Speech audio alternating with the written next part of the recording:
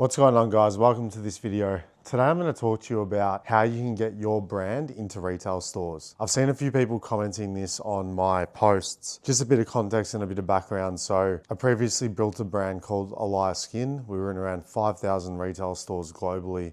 In the UK, we're in Superdrug. Australia, we're in Priceline, Chemist Warehouse. We were in Coles, blah, blah, blah. So anyway, today I'm going to talk to you guys how you can take your online brand and push it into retail stores, because there's a lot of money to be made in B2B, not just in D2C. I just want to start by saying this first thing, which is there are two things that retailers want to know from you, and they don't want you to know this, but these are really what they're searching for. And that is, number one, how are you going to bring new people into their stores? And number two, how are you going to turn their existing customer base into bigger spenders, right? It's important to note, and I just want to preface by saying that you need to be what's called retail ready, right? So if you're a new brand, say you've done, $100,000 in sales online since launch, you're most likely not retail ready, okay? So before approaching retailers, you need to have runs on the board. Now, runs on the board can be a certain revenue goal or a certain amount of customers, whatever. For us, it was, we want to hit $1 million in sales online before we start approaching any retailers. And that's what we did. So we scaled up our business. We used Facebook ads, Google ads, influencers, a lot of nano influencers to build the brand up. And then about a year in, we approached Priceline first, right?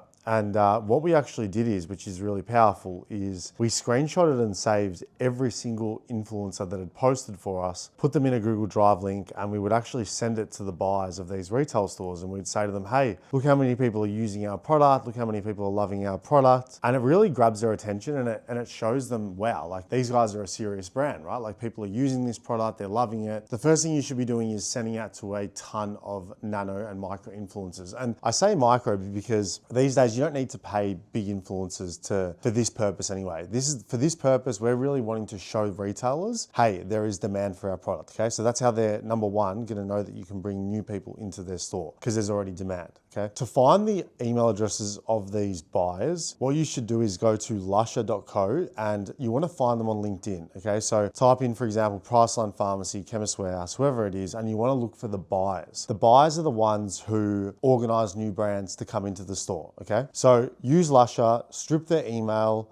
It's a little plugin. You just press this icon and you can get their email. And you need to approach them in a way where you say, I'm the founder. Here's a little bit about the brand. We just want to have an open-ended discussion. We're exploring different retail partners that we want to work with. We've got X amount of customers, etc. Then you hit them with the ammunition of what you've got, which is your customer and your revenue, etc. Again, I just want to say another thing, which is super important. Some retailers don't want you to necessarily be super competitive with them when it comes to your online versus their offline. We had this experience with Chemist Warehouse as an example. So just pick your retailer properly. You don't want to hit them with, we're crushing it online all the time, because some of them don't like that, okay? So it's not a sort of standardized rule for every retailer. Now, you need to do your research, or you're not going to know which retailer that applies to, but it's just a very important point. Now, if you don't get replies from buyers, what we used to do, and it's a really cheeky sort of way to get their attention, is we would actually do giveaway posts, and we would say in the caption, tag at Priceline, for example, for your chance to win. And we would get thousands of girls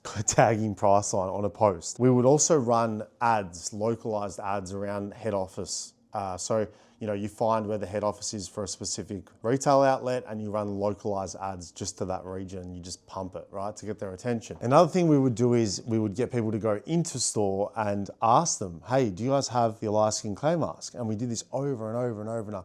So anything you can do to sort of get their attention works, okay? That sort of covers off where you need to be at, right? So you need a decent amount of rev, you need people using the product, you need good reviews, etc. Otherwise, they're not gonna take it. And another thing, guys, is that you don't wanna go into retailers without an action plan. So hypothetically speaking, let's say you've actually gone into retail. Let's say you've gone into Walmart, okay? It's not hard to get the product in the stores, but what is hard is getting your product off the shelves. Now, with these retailers, you really have one shot, okay? So it's not the kind of thing where you go in there and once you're in, you're just gonna sell a shitload of product. You need to have a marketing plan, and they're most likely gonna want to know from you, what are you going to do as a brand to make sure you sell through? And this is where you need to sit with your team and formulate a plan to make sure that you're getting product products off the shelves, okay? And what I'll do is I'll quickly list off a few things that we did that worked really, really well, just some top line stuff.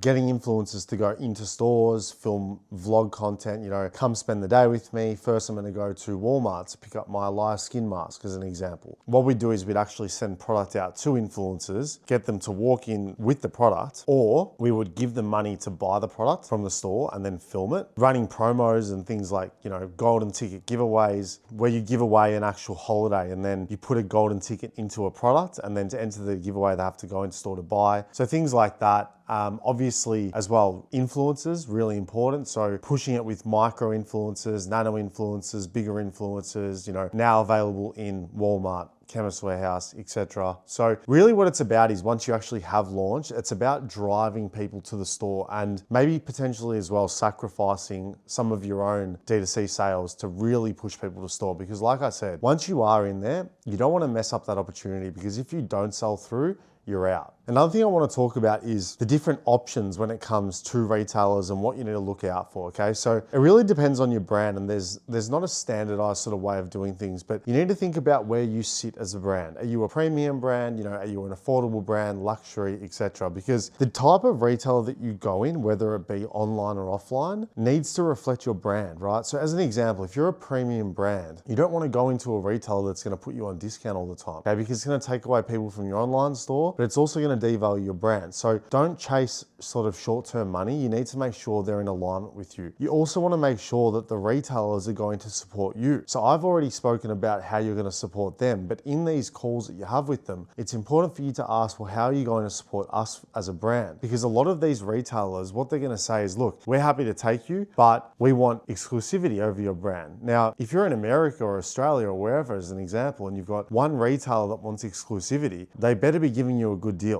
You know what I mean? Like, they need to be spending serious amount of money boosting your brand, marketing your brand, good positioning on the shelf. Now, I'm not saying that I agree with the fact that you should go with an exclusive distribution chain. That's not what I'm saying at all. But what I'm saying is that make sure that they're giving you something back, okay? So you don't need to be desperate. The last thing I wanted to say, guys, in this video is this. Most people think that going into retail is gonna affect their online business, and it's actually the opposite. In my experience, when you are in retail outlets, it's a really good thing because it gives your brand sort of validity that you're a serious brand, okay? And they indirectly, or should I say directly, help each other. So when we went into Priceline, what we found is that we were attracting a consumer that was already shopping at Priceline. They would try the mask, they would engage with our brand, they get hit with our ads, and they'd become an online shopper, and vice versa. We also had some customers that were online shoppers through our store that would run out of the product and then go into store and buy, right? So they help each other. But the key is this, is that when it comes to exiting your business, you want to have a B2B play and a D2C play, because you're seen as a much safer brand to acquire, okay? And not only that, when you're in retail stores, you have a much higher margin than you do with online. So online brands, you know, sort of D2C will sit typically between, you know, 10 to 20%, okay, net. If you're lucky, 20% net at scale. When it comes to retail, you can hit literally 50 to 60% net depending on your unit economics, okay? That allows you to have the upper edge on your competition. If you're in 1,000 Walmart stores, they're not ordering 10 units per store. You're getting multi-million-dollar orders from them. And in most cases, 30 to 50% of that is net profit that you can then use to pump back into online advertising to then scale your brand further, okay? So just a quick one, guys, about retail. I want to start to expand on other topics. I know I talk a lot on this channel about Facebook ads. Obviously, I'm a brand builder, I'm a brand owner, I'm a media buyer as well. If you want help with that, links in the bio. I want to talk about other topics. So please let me know what you want to hear from me, whether it be influencers, PR strategies, general brand scaling strategies, whatever it is. I'm here to help you guys. As always, love you all. Thank you. Please press subscribe if you haven't. I'll see you in the next video.